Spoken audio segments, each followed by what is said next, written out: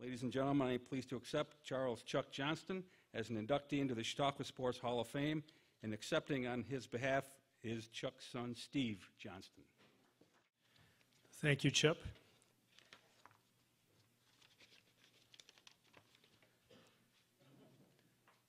My glasses. Wait, no, that's okay. It's 16 font. So.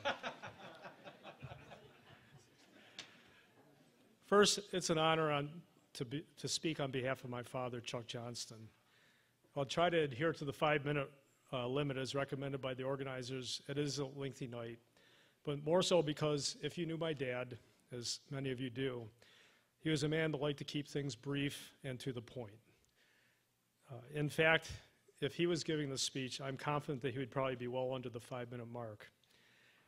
I'm sure that he's watching from above, probably with a stopwatch in his hand. So I better get moving.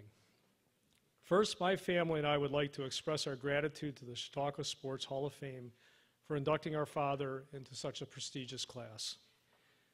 Second, thank you to those that knew and worked with my father throughout his teaching and coaching career. In particular, all of the colleagues at Fredonia Central School, his fellow tennis coaches in Section 6, and his friends at the Chautauqua Tennis Club and the American Legion in Brockton. As noted in the banquet booklet, my father had a stellar sporting career as both an athlete and a coach. There's no question, however, that he's entering this hall due to his unparalleled success as the varsity tennis coach at Fredonia Central School from 1962 to 1989. Although my father taught and coached in Fredonia, our family lived in Brockton, and so my brothers and sisters attended Brockton Central School, and we played for Doug Childs and John Murgatroyd on the varsity tennis team. I do remember from that time this intense desire by myself and my siblings to beat the tar out of my dad's team.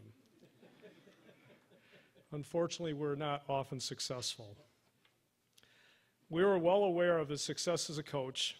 However, I think that the magnitude of my father's success only sunk in last year when I was putting together a portfolio for him to be considered for the Hall. A 347 win and only 47 loss record, 17 county championships, 13 sectional titles.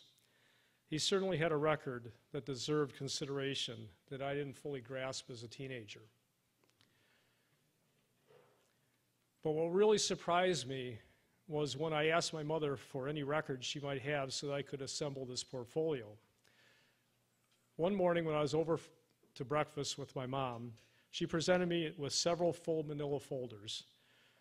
The first two contained a hodgepodge of old tennis articles that took me several hours to untangle. But what struck me was the third envelope. It contained some 25 to 30 letters still in their original envelopes.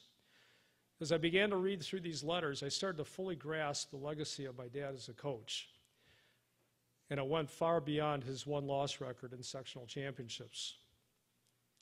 There were many letters from past coaches, administrators, school board members, and local politicians praising my father's accomplishments.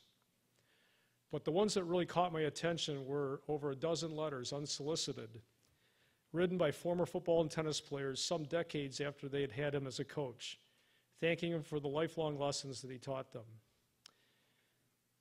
The overarching theme in these letters were the fact that my dad had the ability to communicate to them that if they wanted more playing time on his teams or achieve success on the field or the court, then they had to work hard in the offseason to make that happen.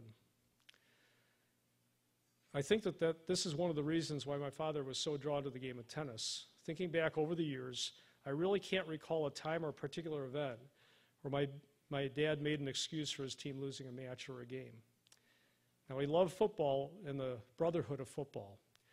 But like all team sports, the great drawback can sometimes be that if an athlete isn't performing up to their expectations or isn't getting enough playing time, they can always point the finger at the coach. And too often they're supported and encouraged by parents. Team sports can be so subjective, but the beauty of tennis and the way it's different is your performance dictates precisely your position on the team. If you want to advance into the starting lineup, the formula is simple. Beat the player ahead of you and win your matches. And the only way to do that is to actually put in the time and the effort to become a better player. No excuses. Just work harder, not only for yourself, but for your team. Now, I was always aware of my father's presence in the stands as an athlete, whether it was a basketball game, football game, or a tennis match. And he could be pretty blunt on what he thought of my or my siblings' performance afterwards if things hadn't gone very well.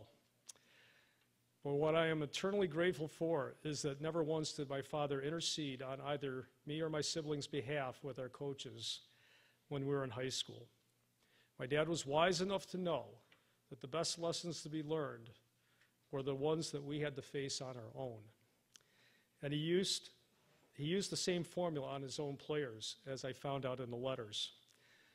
As one particular athlete wrote to my dad 20 years after leaving his football team, quote, "I remember to this day this comment that you made to me after one particular practice, and it's stuck to me to this day.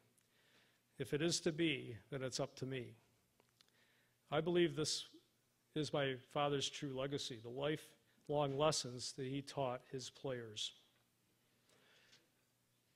My father never lost his love of the game of tennis. Throughout the early years of retirement, he continued to play doubles on our backyard court. In later years, he derived great pleasure out of watching professional matches on TV and attending his grandchildren's tennis matches at Fredonia Central School, even when it was extremely difficult for him to just get out of the house. Well, I think my father's stopwatch is probably over the 5-minute mark, and he's getting a little uncomfortable with all the accolades. As was mentioned, today would have been my father's 89th birthday. There seems to be a wonderful synergy in the fact that this banquet falls on my dad's birthday. I could think of no better present to an exemplary teacher, coach, and father. Thank you. That was really